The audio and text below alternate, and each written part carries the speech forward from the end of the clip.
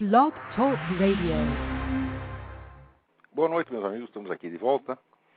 Vou começar hoje aqui com um e-mail que eu recebi da minha amiga Mina Karakushansky. Eu recebi através dela, mas esse e-mail está percorrendo o mundo. Começou numa faculdade em Haifa.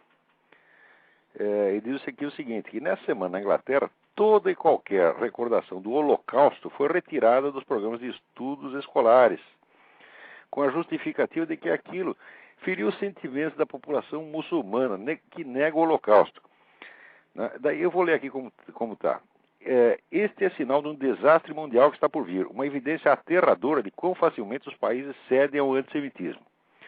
Foi há mais de 60 anos o fim da Segunda Guerra Mundial, quando a Inglaterra não levantou um dedo sequer para salvar os judeus que eram massacrados pelos alemães. E agora está boicotando a Academia de Israel e removendo o Holocausto dos programas de estudos nas escolas.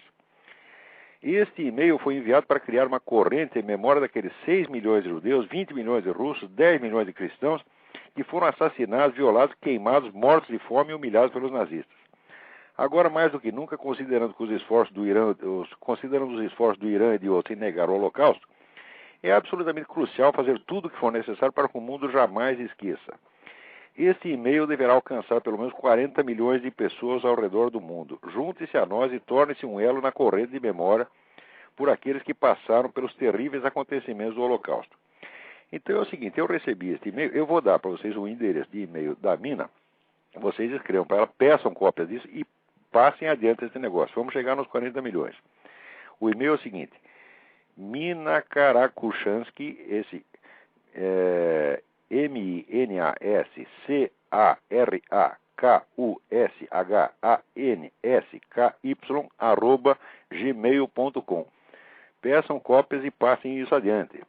Os que quiserem, evidentemente, né? Agora, se você está do lado do Ahmadinejad, então não precisa fazer nada.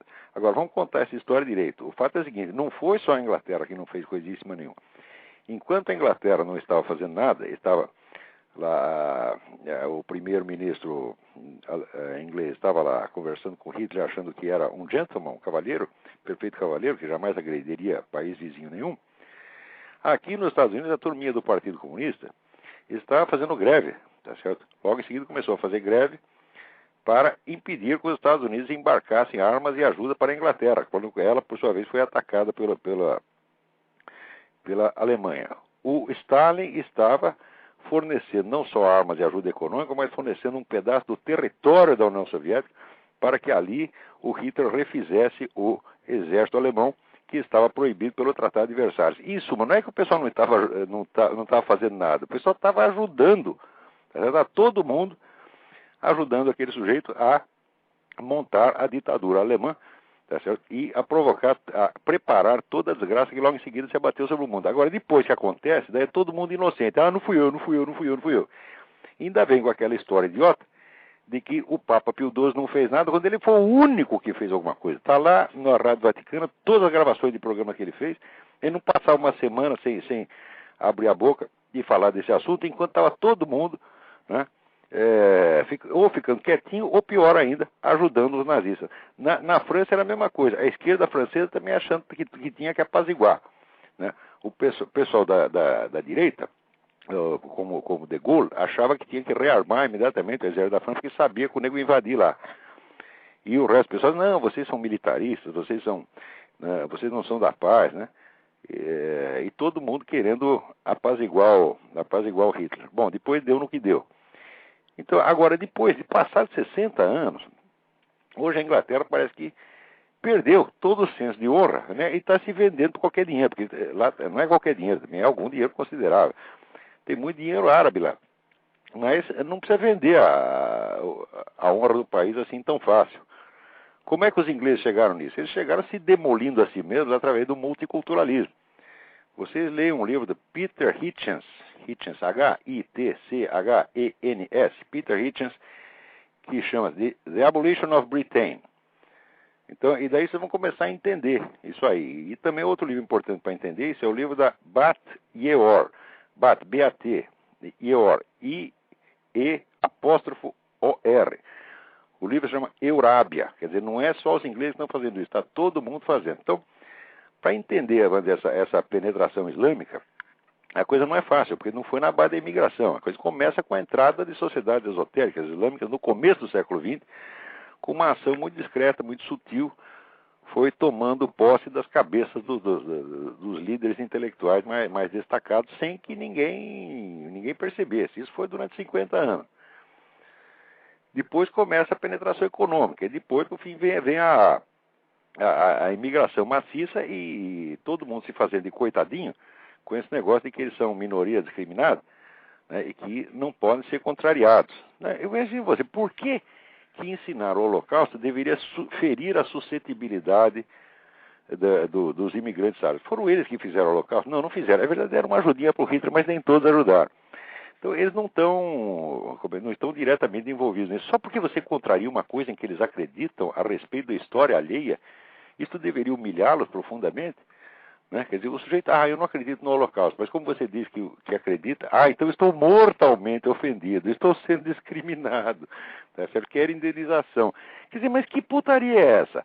Quer dizer, por que tem que levar em conta uma coisa? Agora, pior é que esse prefeito de Nova York, esse tal de Bloomberg, que chama o Ahmadinejad para ir lá e no Marco Zero. Felizmente inventaram uma desculpa técnica para o homem não ir lá.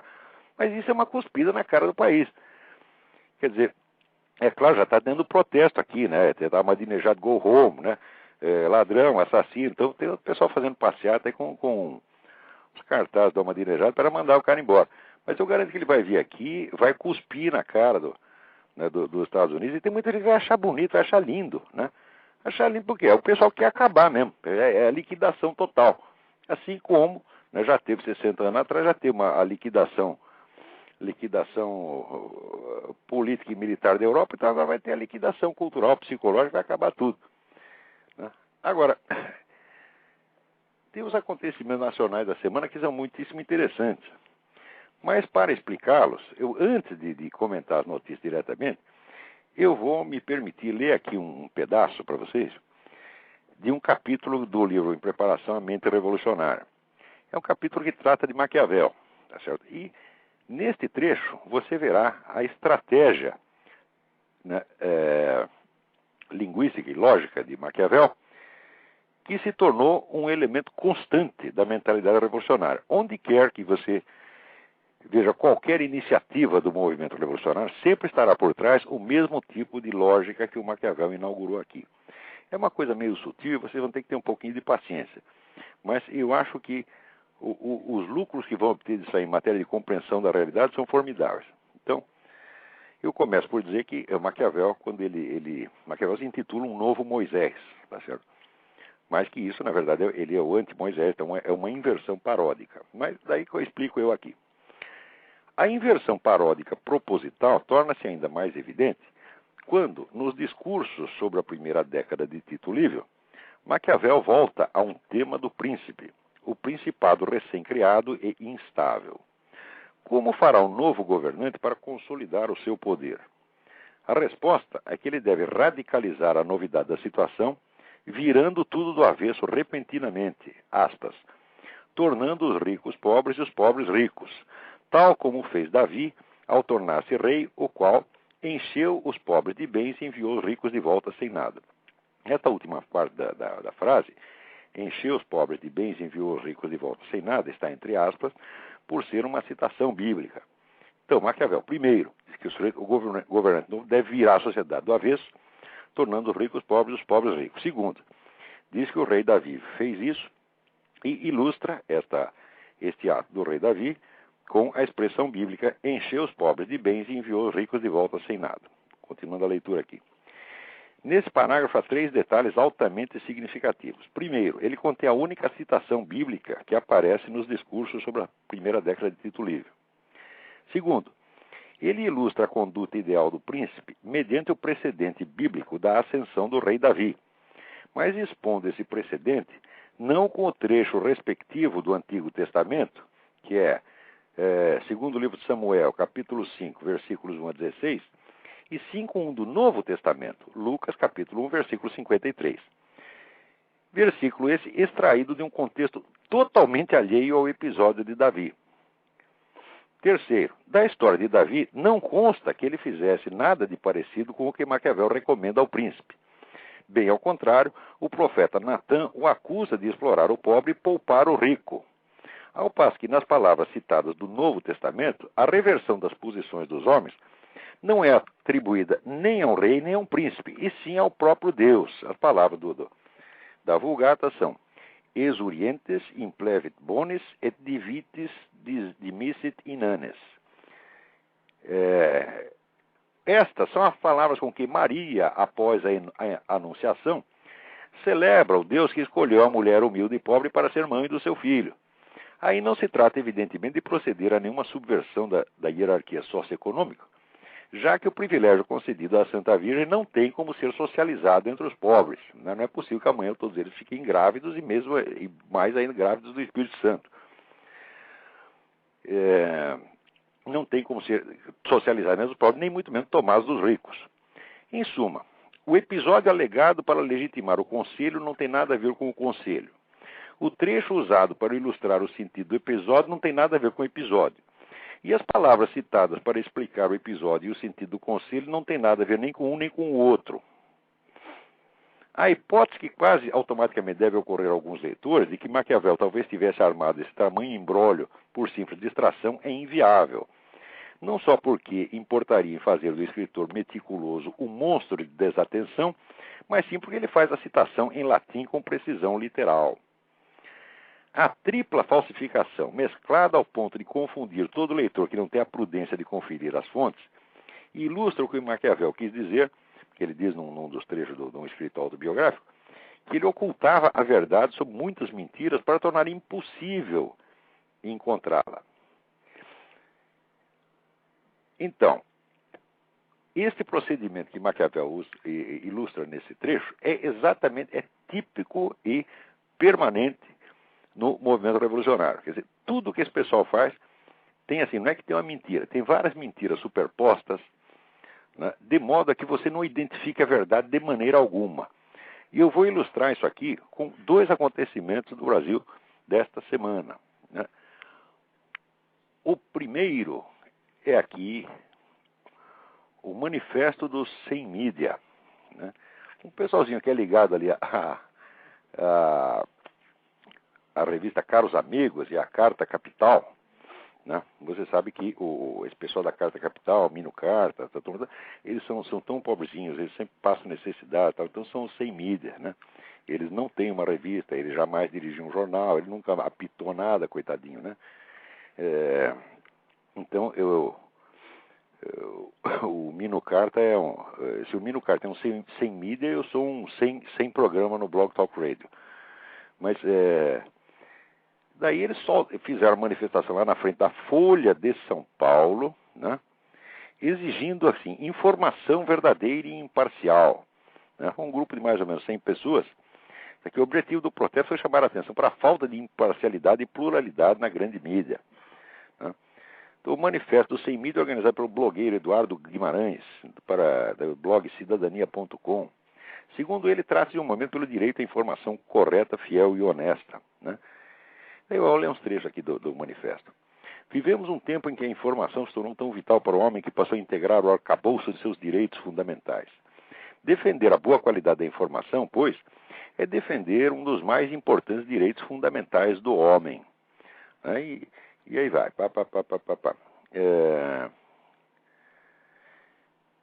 O lado perverso da mídia também se deve, por contraditório que possa parecer, à sua natureza privada, uma natureza que também deveria ser uma de suas virtudes.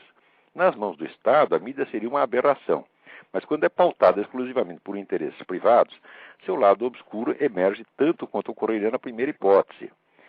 Então, olha, vamos pensar o seguinte, ou você tem a mídia governamental, ou você tem a mídia privada, ou você tem um mezzo a mezzo, tá certo? Mas acontece que o mezzo a mezzo é precisamente a mídia controlada pelo Estado, porque não é a mídia que vai controlar o Estado, evidentemente, né?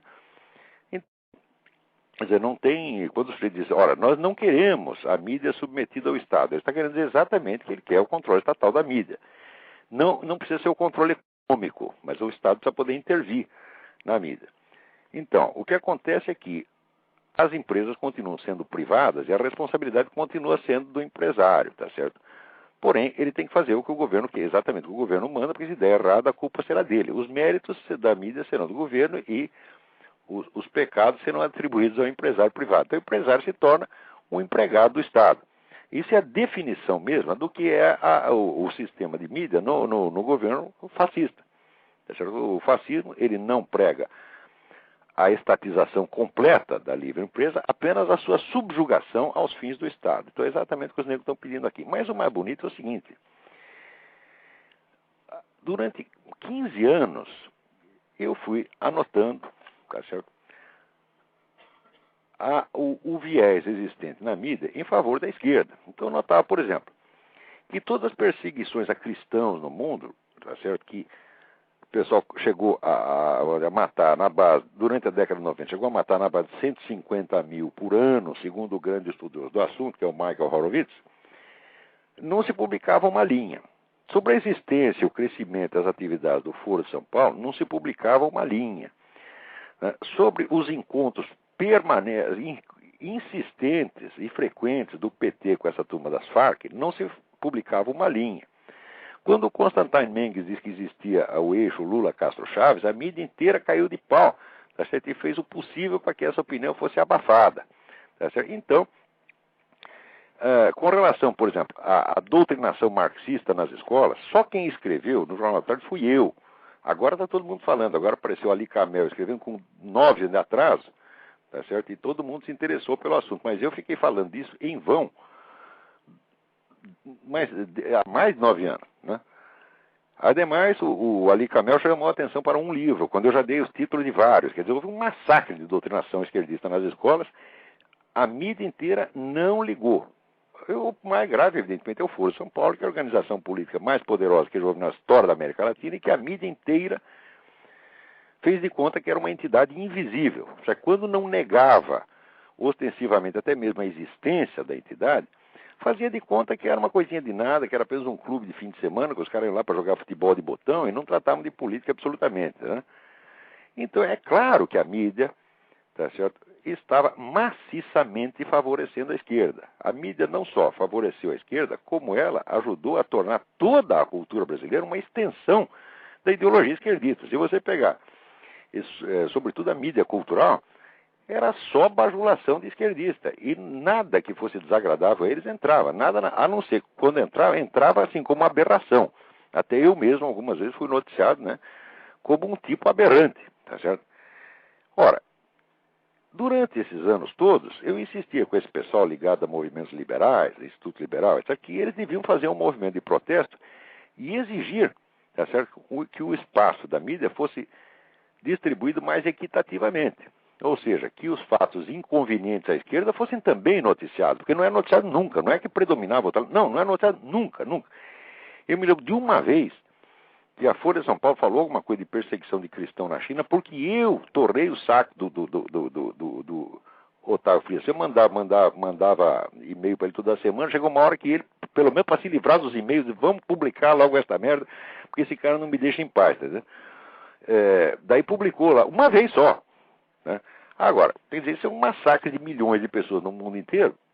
Não se pode falar. Por quê? Porque tem que manter a imagem, né, da esquerda como uma coisa sacrossanta. Quando se noticiava alguma coisa que fosse inconveniente à esquerda, como, por exemplo, os crimes da Farc, eram noticiados no seguinte sentido. A Farc, ela se afastou dos seus ideais iniciais e se tornou narcotraficante. Quer dizer, os caras estão fazendo o crime dentro do contexto do plano estratégico de tomar o poder absoluto da América Latina. Tá certo?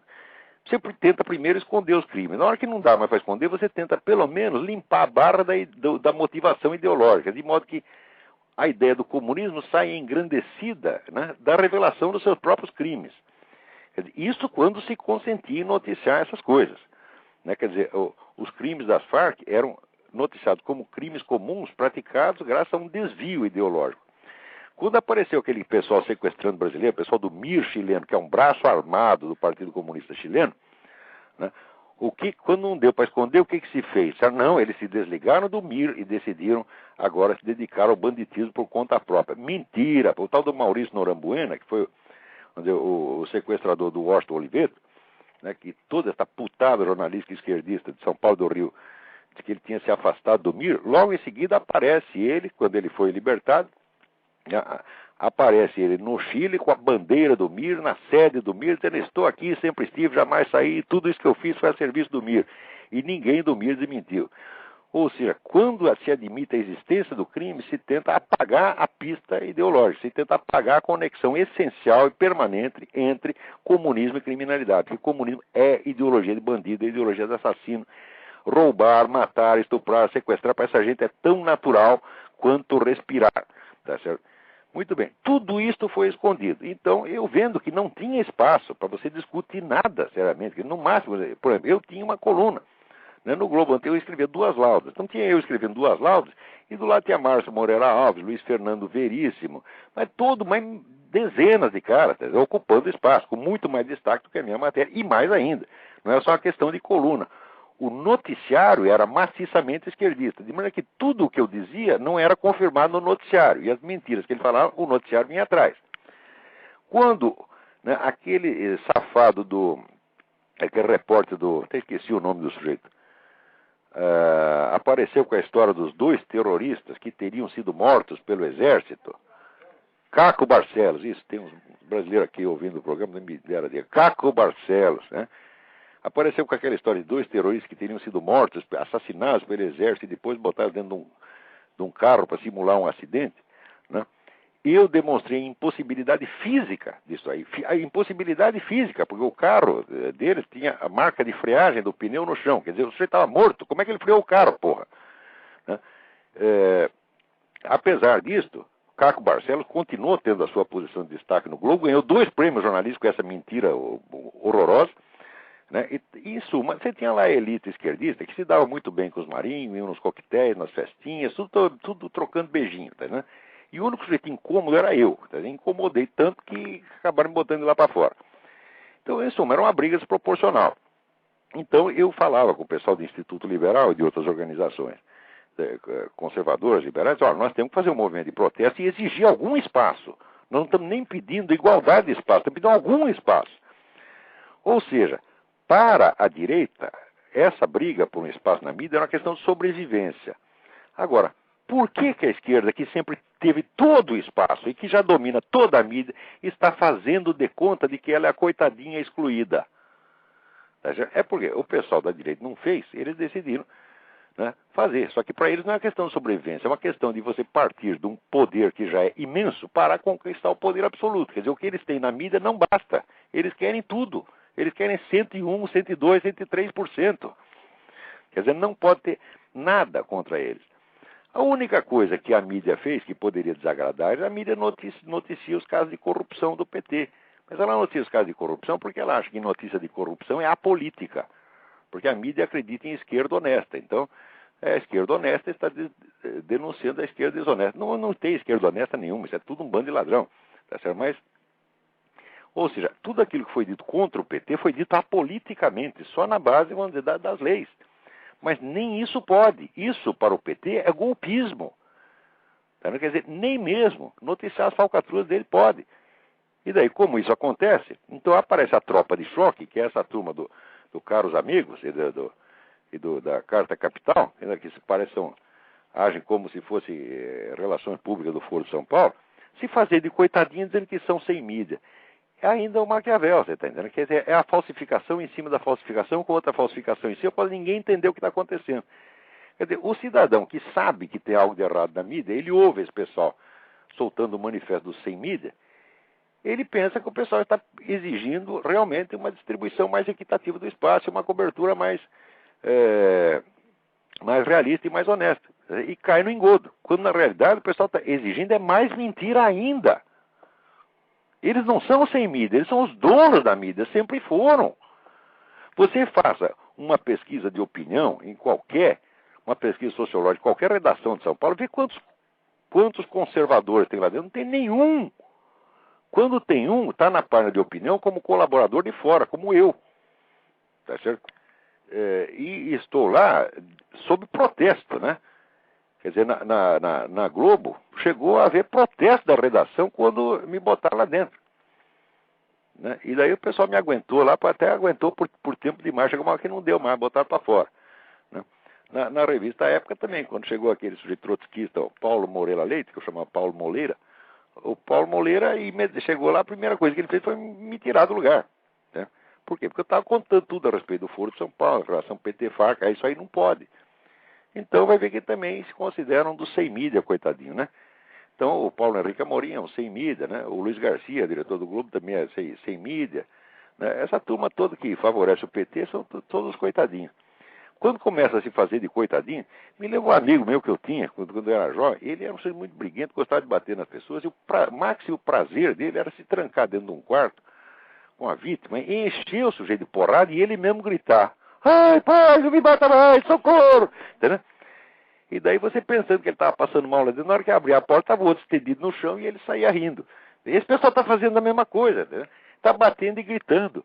É uma turma sem vergonha, desde o tempo de Maquiavel, são todos iguais. Agora, outro episódio que ilustra também a mesma coisa é o seguinte: esse discurso que o Lula fez no segundo Encontro Nacional dos Povos das Florestas, tá certo? Dos habitantes das florestas, bom, o Lula, o habitante da floresta, não está muito errado, entendeu? Ele devia habitar em cima das árvores mesmo. Mas ele chega lá e fala grosso, diz aqui, ó: a Amazônia tem dono, não é a terra de ninguém, é a terra de brasileiros. Aqui. O jornal Hora do Povo noticia assim, de boca cheia: o presidente da República rechaçou as, aspas, lições que qualquer governante, fecha aspas, queira dar ao Brasil para preservar as nossas florestas. O Brasil precisa se preparar porque é um enfrentamento que nós teremos que fazer para defender aquilo que é nosso.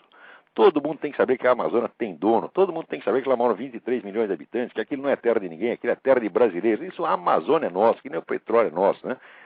Então dá esse show de patriotismo no mesmo dia. Atenção, no mesmo dia, o que acontece? O seu Nelson Jobim, né, manda tirar da Secretaria de Política Estratégica e Assuntos Internacionais do Ministério da Defesa o general Santa Rosa, que era o sujeito que estava opondo resistência à penetração das ONGs estrangeiras na Amazônia.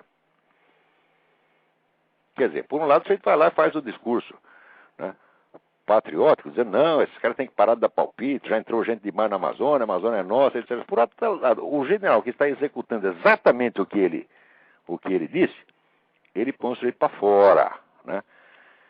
Como se isso não bastasse, tá certo? Já vem logo em seguida, né, aqui, a ministra Marina Silva, do Meio Ambiente, decidiu confiar à iniciativa privada, por meio de contratos de concessão, a gestão de nacos da floresta amazônica. Ontem, dia 21, ela anunciou o primeiro edital de licitação. Envolve uma área equivalente a 90 mil estádios de futebol. Fica em Rondônia, numa área chamada Floresta Nacional de Jamari. As empresas interessadas poderão candidatar-se a 3 tipos de lote: aos de 45 mil hectares e 30 mil de 15 mil. Ganha quem oferecer o maior preço e a melhor proposta de manejo sustentável. Você está entendendo que é o mesmo negócio do Maquiavel? É mentira em cima da mentira. Quer dizer, o nego está falando que a Amazônia tem dono, que a Amazônia é nossa, exatamente no mesmo momento em que ele mesmo a está loteando. E ele está falando isso. Por que ele está loteando? Quer dizer, se o problema fosse mesmo de que existe um interesse estrangeiro que está entrando lá e o nosso governo querendo defender, tá certo? Seria outra coisa completamente diferente. Até o tom seria outro, tá certo? Mas como vem com você falando de boca cheia, né? Com aquela pomposidade característica desses mentirosos canalhas, filhos da puta, né? Então, a Amazônia é nossa, não penetra, não passarão, né? Não passarão uma pinóia, já passaram, já estão lá dentro, já estão mandando e está aqui, está loteando aqui, olha, mais um pedaço para o cavaleiro aqui, mais um lote de 30 mil para a senhorita ali, e assim por diante, tá entendendo? Então vem aí alemão, vem francês, vem americano, todo mundo compra um pedaço, vai lá, dá uma comissãozinha para o governo Lula, porque ninguém é de ferro, tá certo? E leva o seu pedaço da Amazônia, enquanto o homem está dizendo: a Amazônia tem dono. Ele devia completar: a Amazônia tem dono, o dono são vocês. É exatamente isso que ele está querendo dizer. Quer dizer, até onde vai o cinismo, a duplicidade desse pessoal? Não se pode acreditar em nada do que essa gente fala. Nada, nunca. Nem um pouquinho. Eu garanto para vocês, toda vez que eu acreditei num pedacinho do que esse pessoal da esquerda diz, eu sempre acabei entrando bem. Muitas vezes, ó, tá falando agora a mesma história do Papa Pio XII. Eu tinha lido aquele livro do tal do Cornwell e acreditei no livro e saí dizendo, olha, o Papa fez isso, o Papa fez aquilo. Porque o sujeito dizia que tinha feito pesquisas profundas na Biblioteca do Vaticano, né? Passou uns dias, daí saiu uma notícia, olha, o secretário da Biblioteca do Vaticano disse que o sujeito só esteve aqui uma vez por 1h30, né? Apareceu uma outra dizendo, porra, ele pegou os documentos tudo da minha pesquisa, roubou os documentos da minha pesquisa, o sujeito é um embrulhão. E no fim saiu o livro do Rabino Daniel Darling mostrando que era tudo mentira, o que o cara tinha inventado contra o Papa Pio XII. Falou, ó, mais uma vez, passei vergonha por acreditar em esquerdista. Então agora, se Deus quiser, não farei mais isso. Espero que não caia mais nessa. Mas de vez em quando, sabe, todo mundo tem esse momento de fraqueza. Às vezes o cara fala uma coisa que não parece que está mentindo, né? E a gente fala, não, eles não vão mentir numa coisa dessa, pelo menos nisso, né? Uma vez eu até disse, tinha um historiador, Moniz Bandeira, é um cara esquerdista, mas parece confiável. Confiável uma pinonha, né? Ele criou todo um problema lá que está com o Roberto Romano. O Roberto Romano fez uma crítica muito acertada ao livro dele, o cara, né, quase matou o Roberto Romano, né? Quer dizer, é outro embrulhão também. Bom, vamos lá. Aqui tem uma pergunta, a consulta do Renato Vicentini. Olá, depois de ler uma pequena biografia de Osama Bin Laden, onde é citada a Al-Ikhwan e Irmandade Muçulmana, fundada em 1928 pelo Sheikh Hassan al-Banna, com a qual, segundo o texto, Osama teria se envolvido na juventude, década de 70, li também o texto O Segredo da Invasão Islâmica, que você publicou no Diário do Comércio de 12 de março. Assim, gostaria que, dentro das possibilidades, o senhor me esclarecesse alguns pontos. Tal irmandade supracitada poderia ser considerada uma tarica? Não, de maneira alguma. Taricas no mundo islâmico são organizações esotéricas, organizações como se fossem ordens religiosas, né? E elas não se envolvem diretamente em política. Elas podem se envolver na orientação da guerra cultural e, mesmo assim, muito discretamente. Mas elas são a grande força unificadora do Islã. E é muito difícil você estudar alguma coisa sobre as taricas, porque não são organizações secretas, mas são discretas.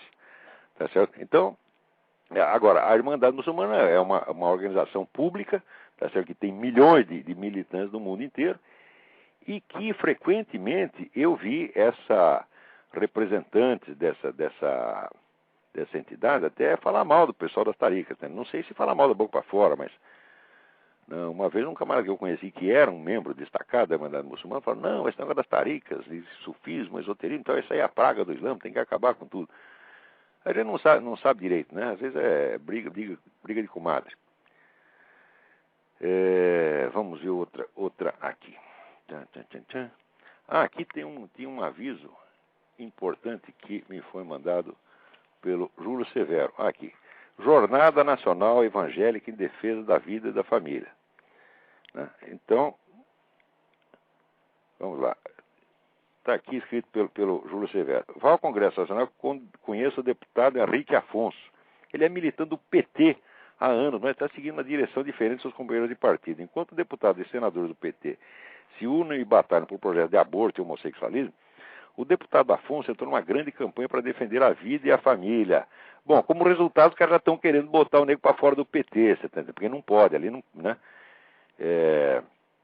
Eles falam da liberdade de opinião, mas é a liberdade de opinião deles. É a liberdade de você expressar, né, livremente, sem medo, a opinião igualzinha deles, né?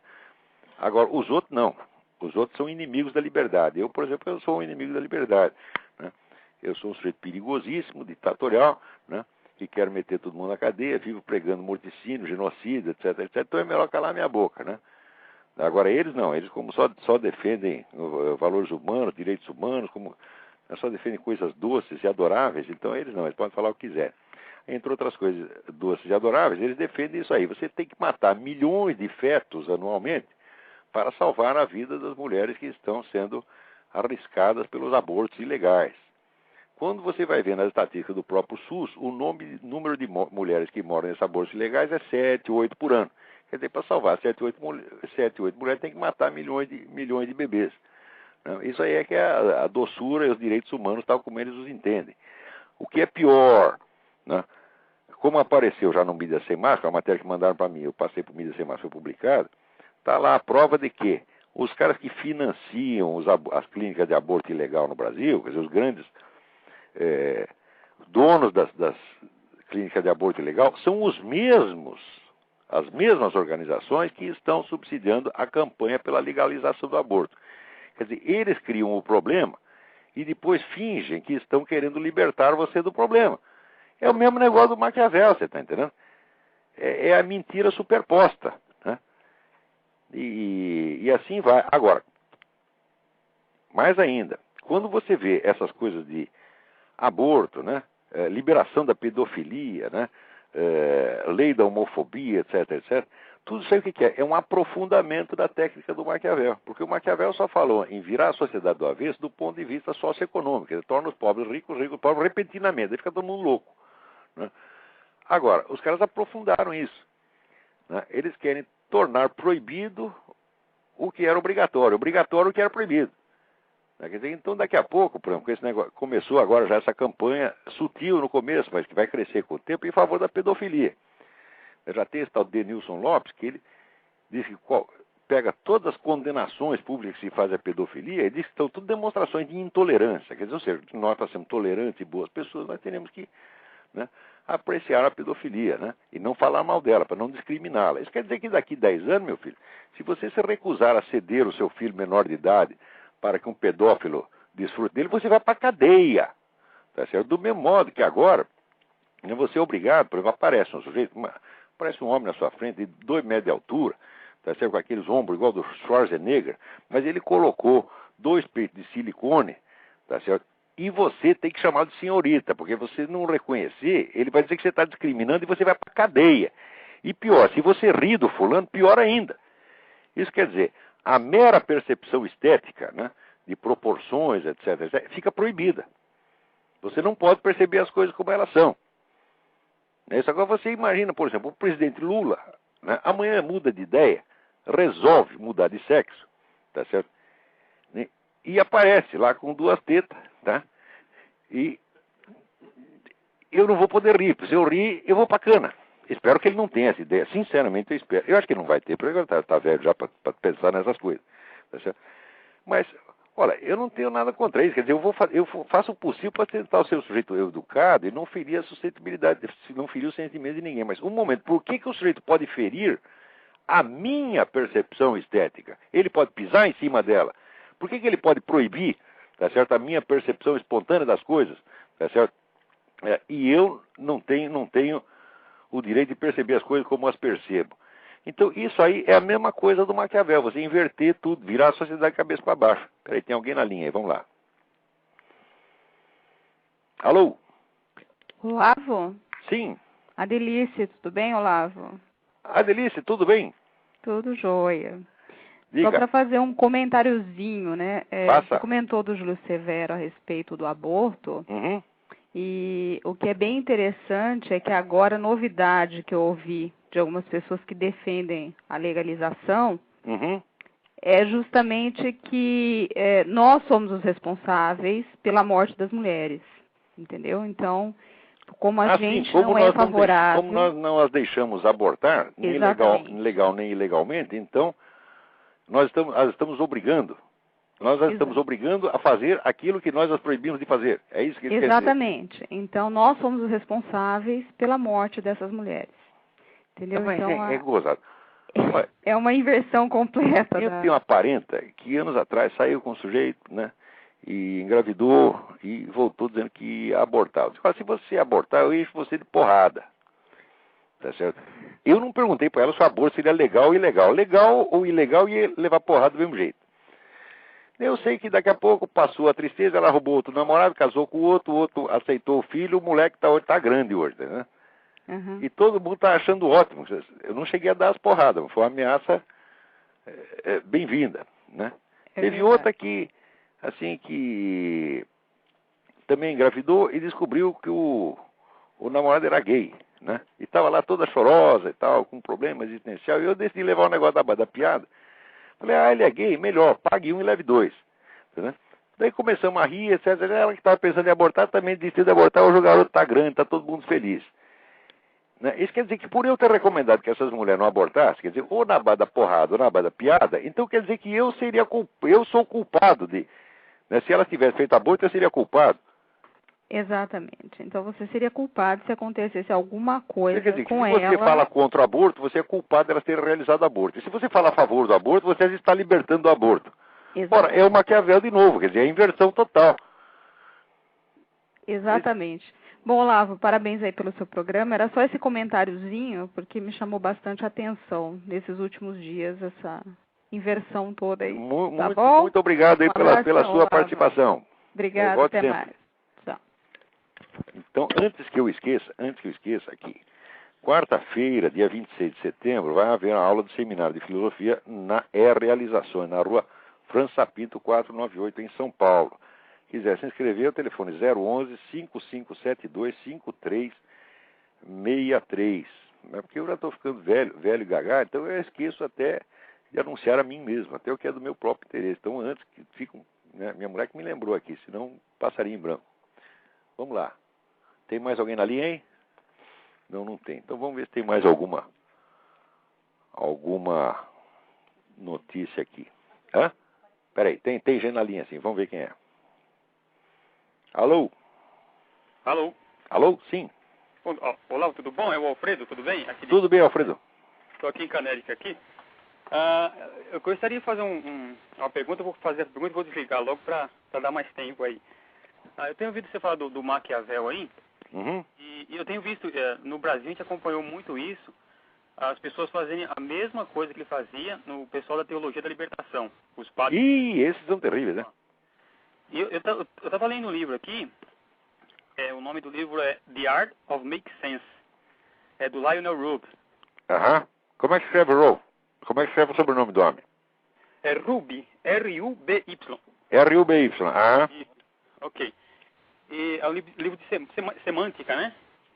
E a gente não encontra nos escritos brasileiros, acho que eles, não sei se eles não conhecem, se eles não querem, eles não usam essas técnicas, essas técnicas de semântica, não se acham nos escritos brasileiros. Eu gostaria que você comentasse sobre isso, por quê? Se não é ensinado nas faculdades, ou se... Não sei, eles não respeitam nenhuma regra de semântica. Não, ao contrário, quer dizer, você vê, a Bíblia fala aquele negócio, bilíngues maledictus, maldito homem de duas línguas, mas isso aí já está ultrapassado, agora tem 3, 4, 5, 6 línguas, tá entendendo? Faz uma confusão dos diabos, de modo que você nunca sabe onde é que eles querem chegar, e como você não sabe, você acha melhor obedecer, porque ele sempre parece saber mais do que você, ele sempre tem uma carta na manga, tá entendendo? Então, quanto maior a confusão, né, mais aumenta a autoridade deles. Porque se você pensar que o sujeito louco é inofensivo, não, o louco tem um poder, o louco tem uma penetração, o louco impressiona as pessoas, você tem uma autoridade, né? Quanto mais maluco, mais autoridade. E exatamente... Olha, essa semana, eu estava falando um negócio aqui do discurso duplo do Lula, que diz uma coisa e manda fazer ao contrário, na mesma semana também está aqui, entrou em vigor a Declaração dos Direitos dos Povos Indígenas, e o Brasil assinou. Quer dizer, note bem, se os povos indígenas têm direitos nacionais, acabou a nacionalidade brasileira, pô, e esse é exatamente o programa da ONU. Quer dizer, a ONU está a fim de dividir esse negócio, criar 20 repúblicas indígenas, onde a autoridade internacional vigora. O Brasil aceita isso na mesma hora que está dizendo que não aceita. Quer dizer, por que o camarada faz isso? Ele faz isso porque você vai ficar desorientado. Quer dizer, está provado que esse negócio de estimulação contraditória deixa a pessoa idiotizada. E quando fica idiotizado, você está predisposto à obediência passiva. Tá certo? Então, eles não tentam esconder a contradição. Não, faz a contradição na sua cara. Porque daí te estonteia e você não entende o que ele está fazendo, você vai indo atrás. Quer dizer, isto aí é o tempo todo. E não é só do governo, não. Quer dizer, onde tem esquerdista, tem isto. A língua dupla é natural nessa gente. Né? Assim como, vamos dizer, a busca da coerência, da verdade, é natural no ser humano em geral. Quando o nego se infecta dessa mentalidade revolucionária, fica assim, começa a falar com língua dupla, tripla, quádrupla. E não tem estudo de semântica que cure isso. Se ele estudar semântica, vai piorar ainda, vai aprender a mentir com mais perfeição ainda. Né? É um negócio terrível. Muito bem. Era isso então, Olavo, esse comentário sobre esse tipo de coisa que a gente não acha. Eles não têm assim, acho, um mínimo de coerência, né, no que falam, nem... Agora, você vê, não é coincidência, vamos dizer, que A grande estratégia do Partido Comunista na segunda metade do século XX é se toda inspirada em Antônio Gramsci, que é um discípulo direto do Maquiavel. Com a diferença que tudo aquilo que o Maquiavel recomenda ao governante individual, o Gramsci recomenda ao partido. É o partido príncipe. Então, o que o PT está fazendo no Brasil é o programa inaugurado por Maquiavel. Você tem que enganar todo mundo, né? Uhum. E enganar, não só através da mentira, mas através do susto, da perplexidade, tá certo? Causada justamente pelo discurso que é abertamente contraditório. Né? E aí vamos. Agora, se vocês querem saber umas coisas interessantes, eu vou recomendar um blog para vocês. Olha, http://vizinho do Jefferson com 2f.blogger com 2g.com.br. Dê uma olhada nisso, tem muitas coisas interessantes que depois mais tarde vamos comentar, mas coisas assim de arrepiar os cabelos. Né? Mas muito bem. E eu, como estou aqui, como é que diz, muito atrapalhado aqui com um curso que eu estou dando aqui, mais uma entrevista que eu tenho que responder daqui a pouco, eu vou encerrar o programa com alguns minutos de antecedência. Então, muito obrigado a todos e até a semana que vem.